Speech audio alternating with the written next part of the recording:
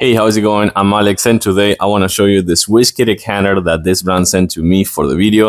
I'm going to open it and, of course, show it to you in a close-up in a few seconds. And we're going to put some whiskey inside, of course, but the bottom line is that this one could be a really, really good gift, not only because of the packaging, as you're going to see in a second, but also because it works really nice. It looks really nice as well. It's kind of like a poker game, the kind of like a casino decanter, and it's like 37 ounces, and it comes with 4 whiskey glasses. Let's take a closer look. First of all, take a look at the presentation over here. As I was telling you before, it comes with a decanter, the 4 glasses, and of course like an invitation letter and also a representation of the brand. So I think this could be a really, really good gift. So as you can see over here, this is the final presentation. You have the decanter right here with all the blackjack cards over there, like the cards, and of course, as I was telling you before, the presentation card over here and the 4 whiskey glasses over here in the blackjack mat. So I think this could be again a really nice gift, but if you want it for yourself, could be also really good. It comes with this to pour the whiskey inside